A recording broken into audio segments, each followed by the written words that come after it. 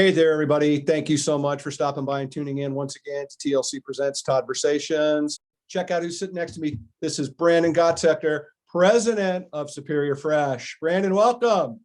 Thank you, Todd. Thanks for having me. Absolutely a pleasure. I got to tell you, man, I am as fired up as a three-legged man in an ass-kicking contest for this conversation because you are exactly what I love, which is ag technology, organic 2.0, and raising the bar out there to provide good food to as many people as possible. I am thrilled that you're taking the time to hang out. I have a ton of questions I want to get into with you so people can understand what you guys are up to. I have said this before publicly. I'll say it again right now. These guys are doing some stuff that is so impressive and so worthy of our time and our energy and to uplift this brand. So with that being said, Brandon, you ready for a boatload of questions? Sounds great. I look forward to it. Cool. All right, let's go. Dude, let's start right. First basic question. Let's get people up to speed. What is Superior Fresh? Oh boy, I'll try to keep it short. Superior Fresh is just simply the integration of an aquaculture facility and a hydroponic greenhouse. And it's taken an awful long time to get to where we are. We've been producing fish and organic leafy green vegetables for about 4 years now. But it's been an intense road, but I mean, truly it comes from the passion of Todd and Karen Wanick. I mean, they really wanted to drive home a sustainable agribusiness. We originally focused on fish and aquaculture. Actually, in about 2011 when we started looking at various species of fish to grow indoors and land-based systems, because we knew about the sustainability side, the water resource side, and wanted to take it to the next level. And so after a couple of years, we decided that aquaculture standalone was a difficult business by itself. So we one-upped ourselves and attached a hydroponic greenhouse. So truly making an aquaponic system, and it's definitely one of a kind. There's no two ways about that. And for those that get a little bit deeper, Superior is the first land-based Atlantic salmon producer in the United States, right? And from that, they've got a greenhouse that's doing certified organic leafy greens. So give a quick frame up from a backstory there, just so people can kind of get their head around like how truly cool is it. So here's $100 question. Share with everybody where this idea came from. Well, to be honest with you, it was an evolution over time, so right. Aquaculture for sure. I mean, everybody knows and understands what's happening with our oceans today. Where does aquaculture need to go? Or where does fish need to go? And how do we continue to support seafood? And it's leading towards aquaculture. And the biggest thing is about water and water use and your ability to recycle. And to be honest with you, over time, we needed to find a solution for our waste from, all farms have some sort of waste, right? And so these aquaculture systems standalone definitely have a byproduct, in the fish waste. And so after diving into it and looking hard over a couple of years on what to do with this waste, we decided that we really needed to dive into aquaponics and really look at this closer. And the aquaponics idea for us really came from a true solution to handling the waste. Let's create something that's great, an organic leafy green vegetable off of what is otherwise a byproduct from an aquaculture facility. It only makes sense, right? Sure. Yeah, 100%. So let's back up a little bit. I mean, I wanted to get a little frame up of the company was, but sure. For those that are listening, it's like, okay, well, what does this all mean? Can you give us a quick little synopsis of what is aquaculture? Well, I mean, obviously, just real simply, it's farming fish, right? Right. We're much further along in the fact that we're able to recycle water within the facility over and over and over again. In fact, we're recycling about 99% of our water within the aquaculture building by itself. So we've got multiple recycle systems that's using various forms of technology that's actually used in many different applications with water treatment systems or other aquaculture facilities. But putting all the right pieces in the right places is super important to maintaining the proper water quality for the fish. Sure. I love it. Okay. So then what's hydroponics? Well, most people know, obviously. But yeah, just simply raising vegetables without the use of soil outdoors. Right. So combine the two together, get you aquaponics. Right. Right. So So you marry the two technologies together to find a new path.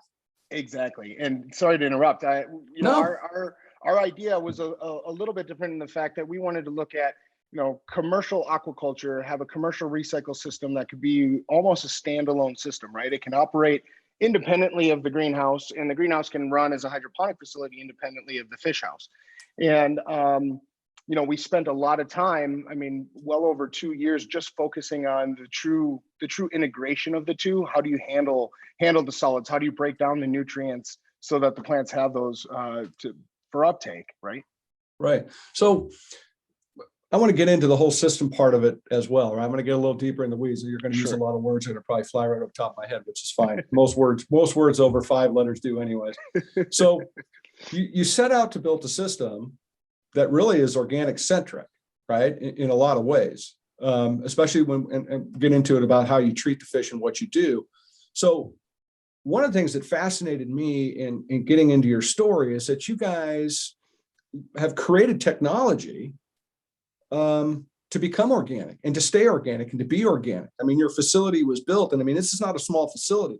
Total acreage of the whole facility is how big? About 15 acres under about 15 acres. So it's not a backyard garage project, right? It's legit. Right. Right. So with that being said, and I don't want to give anything away, and obviously not, but can you talk a little bit about some of the technology that you guys have done in general terms that you can share with us a little bit that have come out of this brainchild? Absolutely. So yeah, the systems are very much decoupled, right? So we take the nutrient rich water and the solids from the fish, and we're able to break down those solids. And this was all designed around that exact same thought. We have to find a solution to do this organically, right? That was important to us. It was important to our owners, and it took a lot of time to figure out the details with that. And so obviously there's a lot of IP within the facility and how we handle the solids and whatnot.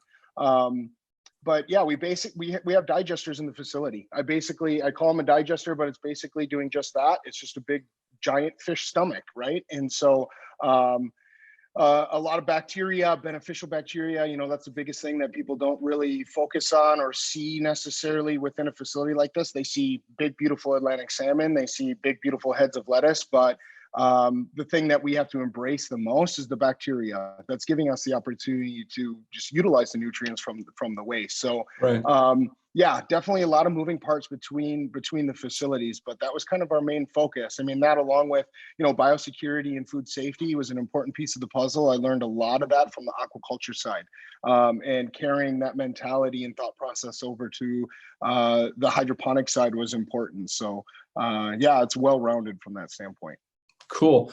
So let's talk about fish waste, because when we talk about land-based fish, we talk about net pens in the ocean, we talk about wild caught in the ocean, these different things. There's a lot happening right now in the net pen ocean industry. And one of the big problems is fish waste. They're taking these pens out of the ocean because of some of the problem they have. So I want to talk specifically what happens with your fish waste versus what's happening with ocean farmed fish waste. Sure. Well, fish waste to us is, it's liquid gold, right? That's the nutrients for our greenhouse. Right. So we need to capture as much of it as we possibly can. We don't want any of it to go to waste, right? So yeah, within the systems here, we capture all the waste from the facility. Eventually it gets broken down to the point you'll have solids to the point where you can't utilize it anymore. So that solids all gets captured right on site here and then gets land applied. So that's a whole nother piece of the puzzle, which I'm sure we'll talk about later. But yeah, we utilize as many nutrients as possible. It starts with the fish food. Obviously, the fish consumes as much as it can, or utilize as much of the nutrients from the feed it can, and then we utilize whatever's left over for the organic leafy green side. So our facility here in Wisconsin is zero discharge from production systems. So, and when I say that, anything that goes, any water within the fish system or the hydroponic system is all captured, stored on site. We've got long winters, so we do have to store it for a period of time, but then we irrigate all that water right back onto the land. And then we've got another crop. And we're actually converting what was originally alfalfa to all native flowers and grasses right on the site here, which is a pretty cool part of the story. Very cool part of the story. And something I left off in the beginning of all this, because I off on another tangent in my own mind, talking in 5 different conversations. You guys are in the middle of central Wisconsin, right? You guys are in the middle of the United States pulling this off, which is even cooler to me because it shows the ability to bring food to the people on a global scale. And I find that to be just super encouraging. You bet. I mean, a few years ago, polar vortex, and it's been 95 plus degrees outside for the last week and a half here. So, I mean, we're seeing some major environmental changes right here in Wisconsin. So if we can do it here, we should be able to do it anywhere. For sure you can. And that's what I love about this opportunity with you guys. I mean, I think about putting fish in the middle of the desert, putting fish in places that, to have such a clean, high valued protein followed up by having such a clean valued piece of fruit or vegetable coming out of your facility is just killer. So you talked about using a lot of water, right? And, obviously the fish are swimming, the greenhouse is doing its thing. But one thing you touched on was the fact that you're recirculating 99% of your water, which is pretty darn impressive. Was that originally what you guys intended to do when you thought this idea through, or did that really become a bigger, better part of adding the hydroponics into the aquaculture facility? I'm gonna screw that up. I'm just telling you right now, there's no way I'm gonna get through all three of those without jacking that up. No worries. Well, actually, so on the just the aquaculture side, we're recycling 99% of the water. When we actually consider the amount of water being recycled between the greenhouse and the fish house, it's closer to 99.9% of the water. Unbelievable. Which is, it takes it a whole step further. It actually gives us, it sounds like a small percentage, but it adds up to thousands and thousands of gallons. But that reduced amount of water used to produce the food that we're producing, allows us to locate here in Wisconsin, not have to discharge to surface waters of the state. I mean, we want to utilize every last drop possible. We're actually playing around with some different technologies as well right now that will be able to, or give us the ability to use even less water. And so, I mean, that's a constant thing that we're working on in-house. I mean, water is, I live in a state where water is going to be front and center every day going forward. We're 125-year drought problem. There's, if we get a cloud floating through the San Joaquin Valley between now and August, I'd be shocked. It's a real problem. So to hear that about water, I think is great. Sticking with the fish a little bit before we jump over to the greenhouse, highlight some of the differences between your fish and what you guys are doing, because I think it is so cool versus wild caught or even other people that might be farming fish. Sure. Yeah, there's a lot. I mean, obviously we're growing these fish in a controlled environment. So we've got thousands of different monitoring points within the system, measuring, you name it, sump levels, pumps on and off, water quality, water chemistry. It's happening 24/7, right? We're constantly monitoring it. So these fish are living in an environment that's ideal for them year round, day and night. And so our fish are never treated with antibiotics, again, because we can control the inputs, right? They're never treated with pesticides or herbicides, not necessarily used in aquaculture often, but that doesn't have to go in our water, right? Obviously, we've got organic greens on the greenhouse side. Our fish have consistently shown to have 2 to 3 times more omega-3s than any other Atlantic salmon that we've tested, which is hugely important. I mean, that's another big piece of the puzzle is, we can do this more sustainably, but we want the best products for the customers, right? And so we want high omega-3s. We want our consumers to know that they can, trust our product, and just because it says salmon doesn't necessarily mean it's high in omega-3s and it's good for you, right? So that's another very important piece of the puzzle. We also feed our fish an all organic diet. So it's actually certified organic in Canada. There's not really an option here in the US yet. So hopefully we're going to get there. Right. When the time comes, yeah, we're ready. So, I mean, it's exciting. But we're not skimping on the feed, right? It's a very important piece of the puzzle. What you put in that fish is what you're going to get out of that fish. Yeah, I mean, really, really great fish. And here's the other thing a lot of people in the aquaculture world don't like to talk about necessarily, but it's off flavor. And I'll talk about it here a little bit today. It's extremely important. You can build a big, amazing, expensive, beautiful facility and you can raise fish. And if they don't taste good, you're going to be in trouble. And so that's been another really big focus point for us, to make sure that we've got the best tasting fish. We're extremely confident in SOPs that we put in place to make sure that our fish are on flavor every time. High in omega-3s, organic diet, quality fish in America, making it happen, adding, helping the ocean. Like I said, it's why I love ag technology. It's why I love businesses like this, because I think they have such a great importance to help us change this planet in such a positive way. Dude, I got to tell you, it's pretty impressive. I've tried the fish. Full disclosure, I've had the fish. The fish does not suck. It is awesome. It is really, really good. But, and something that I want to call out that I think that I find incredibly commendable is that you're essentially raising these fish under organic premises, under organic standards, even though we don't have any set yet in this country. But you're putting, you're already heading out that path with almost like no ROI in some fashion, because you can't even call out the fact that you have organic fish. So, right. When I hit the bell earlier about we got to get there, I think we got to get there because I think it's going to be super important. I think it's, I would buy it. I think it's important to me. I think it's important to a lot of people. So I commend you guys for going down that path right now and blazing a trail ahead of everybody else to set the bar like you're setting and to see the omega-3s as high as they are. I mean, that's got to be somewhat proportional to what food they're eating and the environment that they're in, I would think. Yeah, absolutely. Well, I mean, you can't fake it with these fish, right? I mean, if they're healthy, healthy and happy, they're not going to get sick, right? And so if you don't get these fish sick, then you don't have to give them antibiotics. We don't have to worry about sea lice in feeding these fish pesticides. We don't have to worry about that stuff. So, and it goes back to, the true, mission and vision of the company, and ultimately from Todd and Karen it's to produce a better option. I mean, there's these fish are just, they're great. And we're going to keep telling that message. Thank you for giving us the opportunity to tell them, or give that message and tell our story, because it needs to get out there. Well, I think it's important, right? I think that if we want to have uplifting conversations, if we want to change the food narrative, if we want to figure out a way to feed all these people that are coming, we're going to have to find a better way than what we're doing. The oceans are going to run out of gas, right?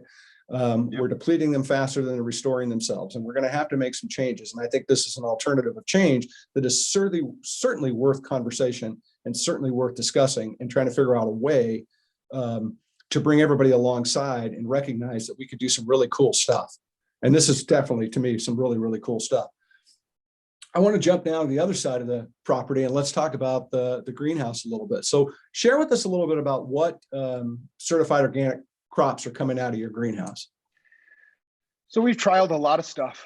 Currently in production, we have usually around 17 to 20 different varieties of leafy green vegetables. So everything from kale, mustard, arugula, green romaine, red romaine, things like that. We've grown a lot of herbs. So basil, dill, mint, thyme, cilantro, things like that. So that's pretty exciting. They perform really, really well in the aquaponics setting. And we're also playing around with some cool stuff. I mean, strawberries would be, an awesome product to have. So we're playing around with some of that. But it's a deep water culture, DWC type system. And it seems to be the best way to integrate the aquaponics or the aquaculture side. So, but yeah, we've got, just over 10 acres of actual grow space and 13 acres under glass right now, mostly dedicated to leafy green vegetables. Wow, that's pretty impressive, especially when you start thinking about strawberries and some of this other stuff. I'm excited to hear about that. We're going to get it going. I love it. So let's talk a little bit more about the water, right? So take me a little bit deeper into what happens with the water once it kind of comes into the greenhouse. So it starts over with the fish. You guys work your magic. You bring over that stuff. You bring over a beautiful organic fertilizer. Organic guys are all using fish for the most part, a lot of them anyway. So you're bringing that fish over here. Tell us a little bit of the life cycle at that point of the water. Sure. And so it really depends on different times of the year on how much water goes to each pool. So we've got 27 different production pools. Each production pool's a little over 15,000 square feet or so. And we've got, various controls on how much water is being delivered to a pool at any given time, all coming from the digesters over from the fish house. And so, and mind you, all this, all these nutrients, this water is filtered very well, right? And so, but all this water comes over from the digesters and is recycled within each production pool over and over and over and over again. So each pool has its own recycle system. And then depending on how much Wow. water, yeah, and depending on how much water we put into the pools, all depends on the crop or the nutrient needs of that individual crop. And then ultimately that water is overflowed, disinfected, and then goes back to the fish. So pretty cool cycle with a lot of control. So the water comes in from the fish, got its nutrient load, passes through the greenhouse, right? The fish, or the lettuce and whatever's growing uptakes that. That water moves back out, gets basically redigested and back over to the fish house. So it's almost as if the fish and the lettuce and the fish are like a cover cropping system. That's exactly right. That's a great way to put it. Wow, that's pretty damn cool. So let's go into, obviously in a greenhouse, and I just kind of a softball question, but I'm gonna throw it out there anyways, because I think it's relevant when we start talking about water and some of these other issues. Do you have any water runoff at all? And if so, how much? So let's see, water runoff. When you're talking about, any water that actually runs off the facility, obviously that goes to stormwater ponds. Right. But all the water that's used for production systems, and this is an aquaculture thing, a lot of guys in hydroponics that have greenhouses capture rainwater from the roof.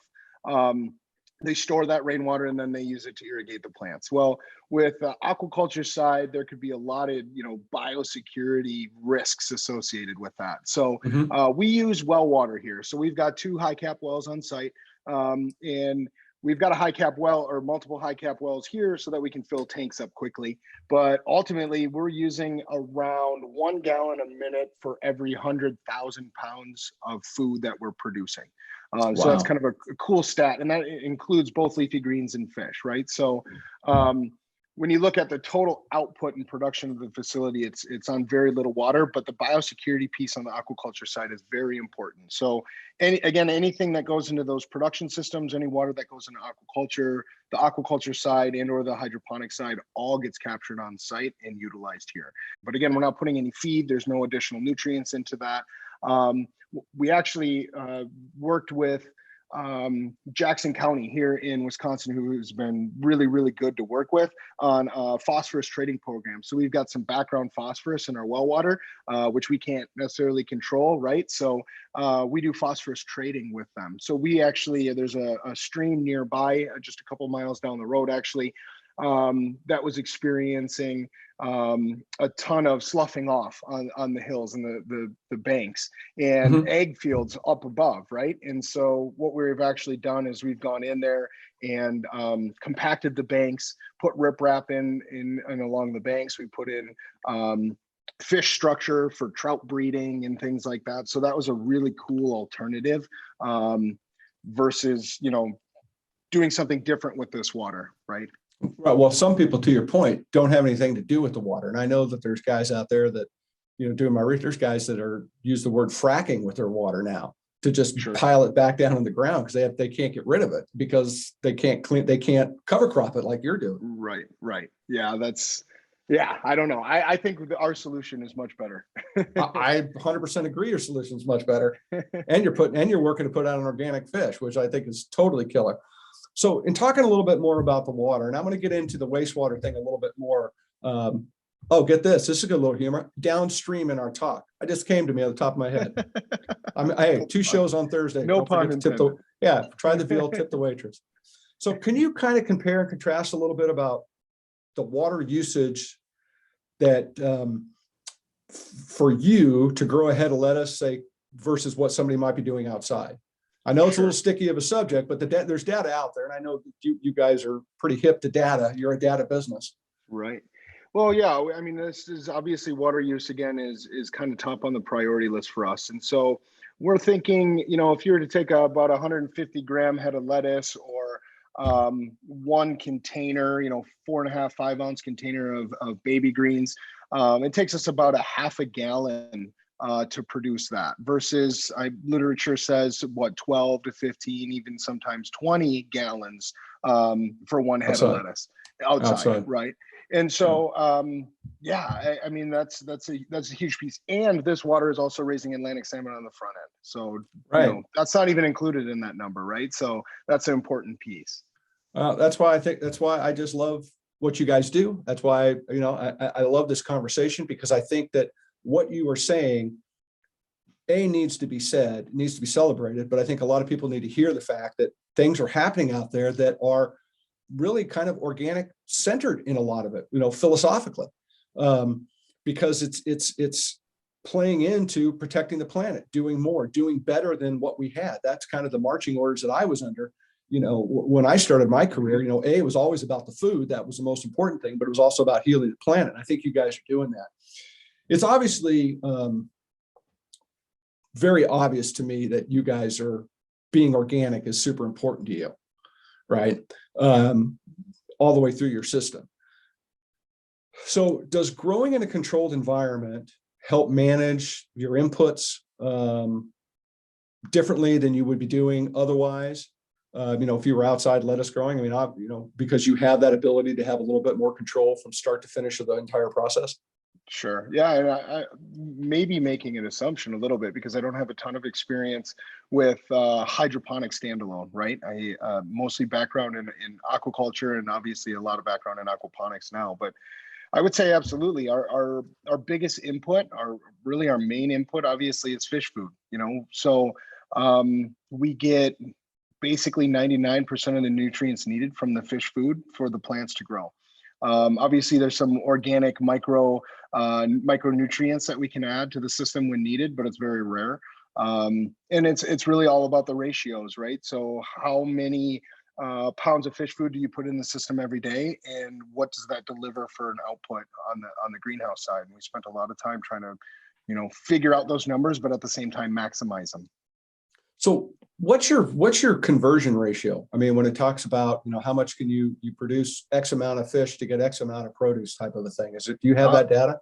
Yeah, I'm glad you asked that. So first of all, protein in general isn't very efficient. I think most people know that. But when it comes to Atlantic salmon, and when you just not to stop you, when you say protein, we're talking about cows, we're talking about pigs, etc. Yes, yeah, right. Yes, thank you. And so Atlantic salmon or most seafood, right? They're not fighting gravity. So Atlantic salmon, our feed conversion ratio is about 1.1 to 1. So 1.1 pounds of feed into the system, 1 pound of Atlantic salmon out of the system. And then what's really cool about the aquaponics model is we actually get up to another 10 pounds of organic leafy greens out of the system. Now, it depends on what you grow. It's not easy to achieve, but I would say, 7 to 10 pounds of leafy greens out of the facility is something that we do every day, which is pretty incredible. So you're kind of flipping the scales there on your inputs versus outputs. It's pretty awesome. Yeah, no, for sure. Great. Well, thank you for answering the question in such depth like that too. And I appreciate the feed ratio, because I think that really helped frame that up as well. So in the acreage that you have, right, and we're talking about water, we're talking about what you guys are doing. In the number of acres of leafy greens that you have in production today, what does that equate to in what would be arable land if you were to convert that over to do exactly what you're doing in the dirt? Yeah, our math tells us you're looking at anywhere between 200 and 300 acres versus just the 10 acres or just over 10 acres of actual production space in the greenhouse. Yeah, you're looking at 200 to 300 acres that you need to till up and farm. Wow, that's unbelievable. What's really amazing to me from a perspective of a guy that's been around the dirt a long time is thinking about what you can do, placing these and being a part of community systems with this kind of technology and with this kind of business model that you have created. Because you can plug and play these really effectively. You don't need, 15 acres is a lot, but 15 acres is feeding the equivalent of 300 acres elsewhere. And I think that's pretty impressive. Right. Well, and you're doing it in Wisconsin in January, right? So I'm not doing it in Wisconsin in January. You're doing it in Wisconsin in January. That's true. I'm the crazy one. You let me know how that works out. Send photos. Right. One area that I think really excites me amongst all of what you guys do that I think is super, super cool is what you guys call Superior Fresh Family Farms. And I know that it's a byproduct of all of this. And it's really become a big project for you guys. It's become somewhat all encompassing in a lot of ways, but I would love for you to just get deep into everything that you have going on with Superior Fresh Family Farms, because I think it's just absolutely cool. Yeah, no, you bet. Well, this ties into specifically Karen's, passion for sustainability and conservation on the land side. And it's really cool. It really started from day one. And try not to step too far backwards here, but when we first got started in this, the idea was to grow specifically walleye, actually, in a pond that was on the property. And the vision for the property was just, it was way over my head at the time. I was blown away. But over time, it had slowly evolved, and the amount of effort and time that's gone into restoring we're actually on 800 acres, but the amount of time that's gone into restoring this 800 acres is just, it's really cool. We're 10 years into it, and we've got another 10 years to go. Wow. It's that big of a project. And you only have a few months to really knock stuff out here in Wisconsin, right? But converting all the invasive species that are on the property back to natives is a huge challenge in itself. And again, you've got a short window every year. But hundreds of acres is all being converted. And there's a lot of the land here was conventional agriculture, right? Soybeans and corn and whatnot. And so that's all changed now. So all those plots of land has been turned back into natives. Let's see, we tap maple trees on the property, which is really cool. We've actually got upwards of, I think, about 40 beehives on the property. So my grandfather was a beekeeper. So it's something that he kind of passed on to me, and it's something I do for a hobby, but we've just taken it to a whole nother level now with over 40 hives, or right around 40 hives on the property. And as a bee guy, are you a badass and don't have to wear any protective stuff? You just walk out and just kind of like keep them in check? What do you do, like a bee whisperer? It depends how I'm feeling. I definitely go out there without my stuff on, but I usually regret it. And I've got a mild allergy to bees, so the bee stings don't do. Yeah, I do too. It's called fear. Like, I don't want to get stung. Exactly. That's my allergy. I'm sorry. No, that's great. But so, and then, the other piece of it is obviously all the production system water that we talked about earlier, that all gets irrigated right back onto the land.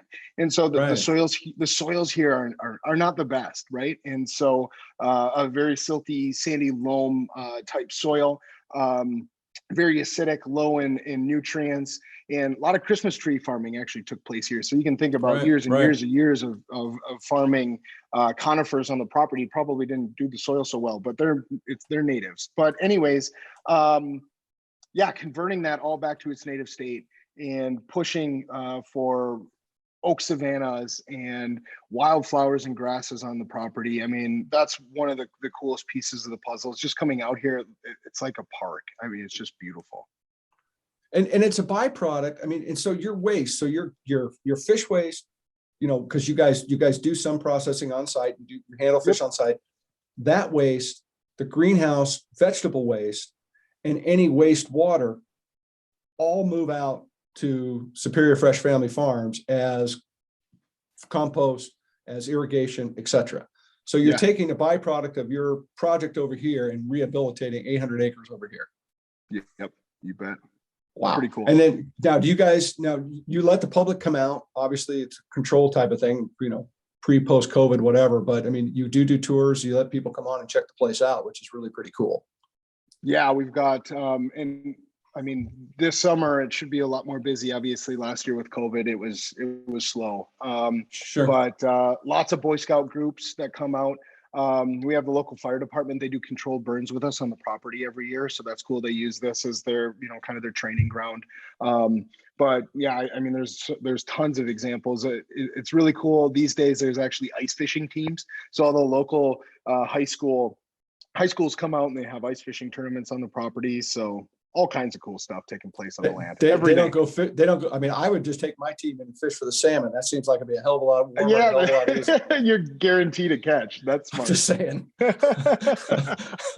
So on some of the projects you're doing now, like I said, I know I interrupted you on the bee thing a little bit, but one of the things I found fascinating when I was doing my research, I mean, you're growing mushrooms on there now.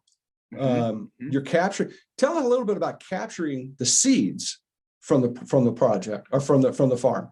Sure. Yeah, we have plots of very rare native seeds. So you go and buy native seeds. They're awfully expensive, right? So we bought a bunch of very rare native seeds, planted them in various plots on the property, got those plants established. And then our crew actually in the summertime will go out and harvest all those seeds. We've got all the drying equipment and whatnot. We dry the seed, take the chaff away, and then we actually apply the seed back onto the property. So that was kind of our step one, I guess, in the process was how can we efficiently or effectively harvest all the seeds so we can continue to reapply it back onto the property. So yeah, that's another cool piece.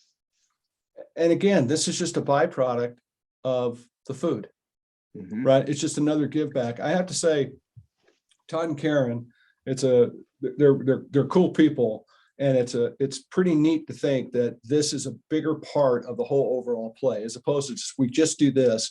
It's we do this, and what can we do from this? Right. And I think that's really, really commendable, to say the least, especially with your byproduct, with your waste. I mean, to be able to reuse that and rehabilitate the ground and take it back to a state that property hasn't been, who knows, 50, 60, 100 years.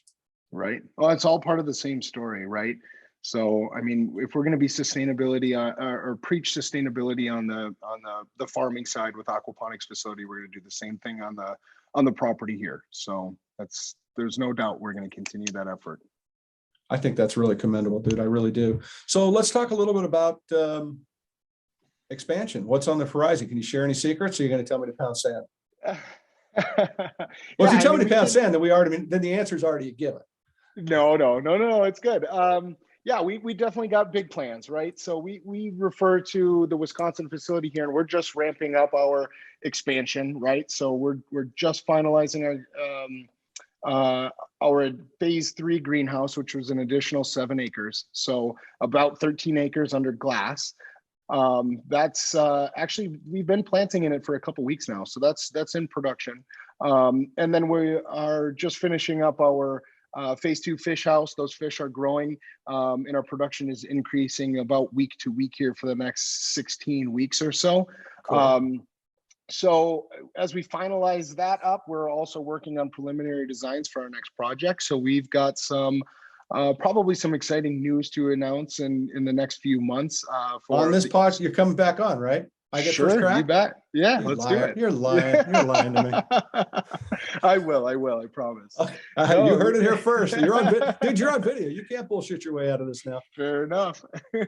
So what's on the horizon, you think, for the industry as a whole? Right. I mean, and I know it's a deep question, but what is on the horizon for organic fish? I mean, do you guys have hopes? Are you guys going to get in, start working with people on the Hill and the trade association and others to try to move this ball down the field? Absolutely. Yeah, we have to, right? So I know that's been sitting on the table for years and years. What it's been, 12, 13, 14 years or so. I understand the complexities with aquaculture, right? It's there's so many different species of fish that we consume, and there's so many methods into which we can farm those fish. So I can understand that there's some challenges that come with that. But kind of in the position that we're in and the way we're doing things, it only makes sense. So we've got to find common ground somewhere, and get that process moving again. It has to happen, and hopefully we can be on the forefront and the leading edge on that, for sure. So cool. Well, I'm glad you are, because I think what you're doing is important. I think what you're doing needs to be celebrated, and I think it uplifts everybody, right? I mean, it really does. I mean, I don't want to get into a big argument with the people out doing other fish type projects, but at the end of the day, you're putting up an organic fish on a non-GMO diet with none of the bad stuff. I mean, you didn't even use the word formaldehyde, which I know they could use in other situations. Yeah, I'll leave the F word out of it. The only time you won't ever hear me say the F word. I think this has got to be uplifted, man. It's got to be celebrated, right? And I just think it's just so important. So I appreciate you being so open and honest about that. Absolutely. I want to shift gears a little bit. And, you're a pretty inspirational person. You're a young guy, you're a young gun out here in this deal. If you don't have any gray hair yet, which I'm sure will be there soon. It's coming. It's coming. Trust me. Yeah. But I'm all about inspiration. I think it's, you're an inspiring, Superior is an inspiring story. So I want to ask you just a personal question. Who in your life or what's been inspirational to you? Sure. That's a good question. I was thinking about this and think about it regularly. There's a lot of people that have inspired me along the way. And obviously the go-to would be my dad, right? For sure. What a great guy. Really showed me the way and still does. I was talking to him earlier today. So, that's, first and foremost. Another guy that inspires me every time I talk to him is Todd Warnick. The amount of time and effort that guy puts into everything he does, and just the fact that he just, no matter what it is, he wants to win, right? It's just really, really cool to see. And I've got people on my own team. The Steve Sommerfelds of the world and the people that work for me inspire me every day. Just the work that they put in and the idea of the common goal that we all have and the hard work is just pretty awesome. Yeah, I've had the good fortune of meeting Steve, and I think, and if you could, give us 1 minute synopsis of Dr. Sommerfeld and who he is, because this cat is a baller when it comes to fish.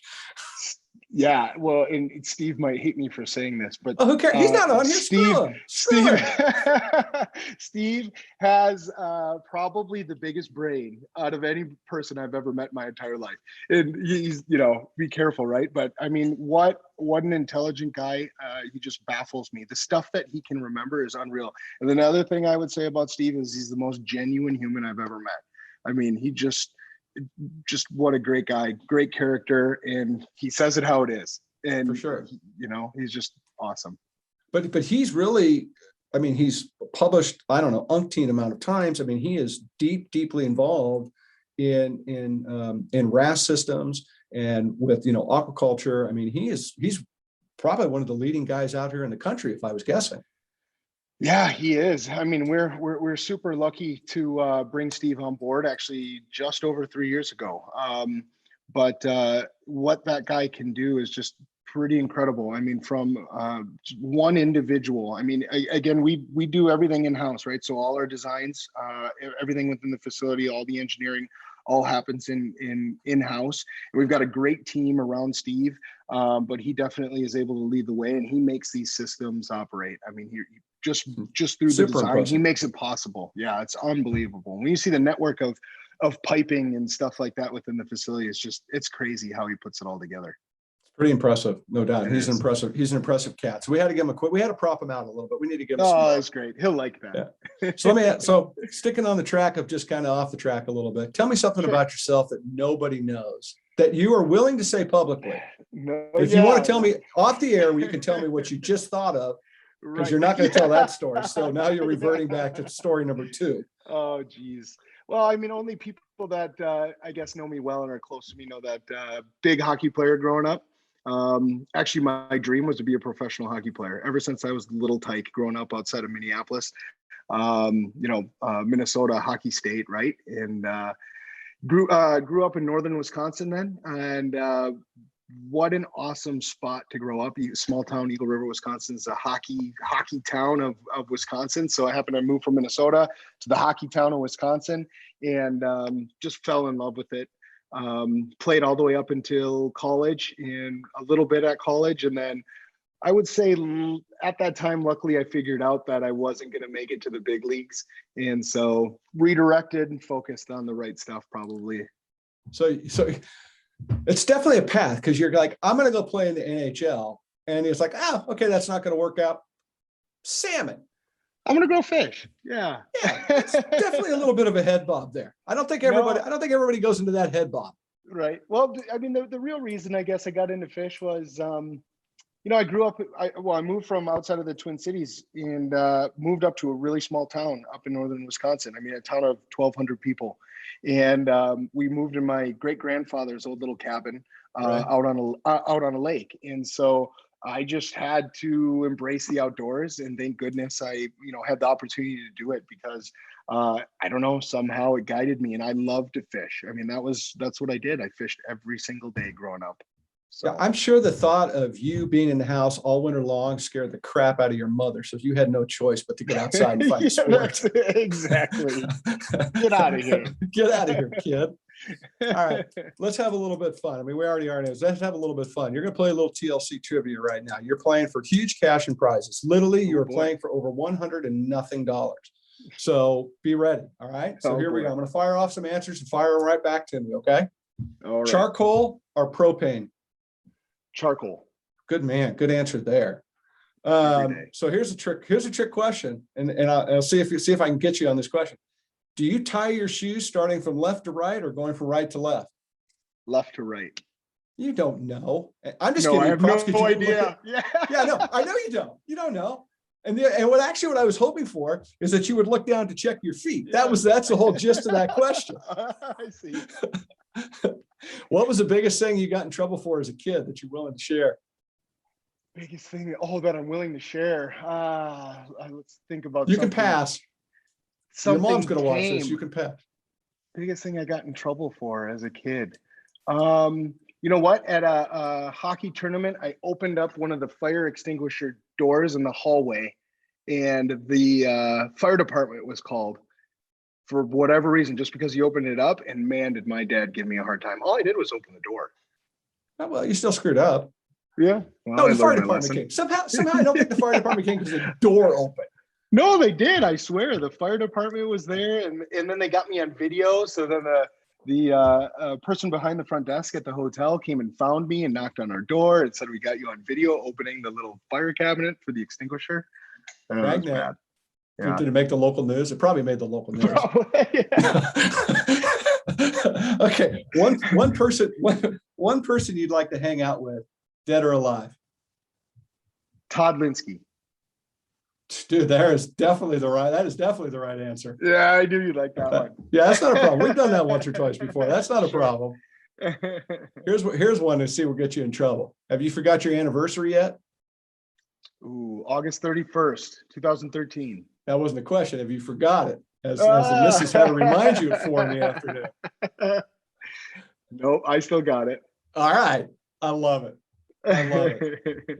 Dude, this has been a ton of fun. And I appreciate your openness and your sharing with us a little bit and really about something I feel really, really passionate about, which is, as I've said before, is ag technology, organic 2.0, making a change. And for me, it's an interesting perspective because I look at regenerative agriculture and I look at ag technology, and it reminds me so much of what we went through, my peer group went through umpteen long time ago as we carved a path of starting to get organics into the mainstream and starting to build that runway to where, we're fortunate enough to have the options that we have today. And it's interesting for me, from my perspective, to sit back and look at the struggles, look at how it's going to scale, look at the hurdles that they're facing. And it's kind of fun because I've been there and I've kind of done that and I can see it. And I'm so excited about this part of it all because it is the next step. It is the next runway. It is the next generation of farmers. And it does make a difference. I was talking with a guy, I just wanted to share this part. I was talking with a guy who's working with over 1 million farmers in India, all trying to grow and trying to come into regenerative ag practices and stuff. And I think it is so fascinating to me to do better than what we did yesterday, whether it's through technology, whether it's through some of these other mediums, whatever it might be. And I just wanted to say from myself to you and to what you guys are doing with the team, I'm impressed. I appreciate it. I'm here to help you celebrate it. And I hope everybody else embraces what you guys are doing because it's extremely meaningful. And I think we need to remember that when we have some of these conversations. Technology is not an and or an or, right? And I think can't look at it that way. It's an and. It needs to be a part of it, whether it's what you're doing or if somebody's helping somebody in the dirt with water, whatever the case may be. We've got to embrace this to get the ball down the field so we can better our planet for everybody. So that's a thank you from me to you. Thank you. Yeah, I got one final question I want to throw at you right now with our time. If you could just say one thing about Superior Fresh, what would it be? Changing the future. You know, that's I mean, it's one thing that always kind of blew me away, and that was Todd and Karen's vision of the future is unbelievable. When they tell me to plan, you know, five years in advance on anything, I'm thinking, holy cow, 5 years is a long time. But then I have a conversation with Todd and he's planning 15, 20 years in advance. And so where are we going to be in 15 or 20 years when it comes to water and how we're farming? Right. And this facility is setting the stage, you know, for the next step, right? And so that's super exciting. Great answer, dude. That's a great answer. Cool. Again, I can't thank you enough for your time, your energy. You know, you have an open invitation to come back so you can tell us where you're putting up new facilities so we can build them Awesome. up, and hopefully got one close to me. That'd be nice. I dig having the fish and the greens close. So really, honestly, Brandon, I really do appreciate your time. Everybody give it up for Brandon, and go on their website, check them out, see what they're doing, email them, harass them, ask them questions. He'll answer them. He's a good dude. So again, man, thank you for your time. I appreciate it. Thanks, Todd. Likewise, sir. All right. Thanks everybody for hanging out with us. We'll see you soon. Be good to each other.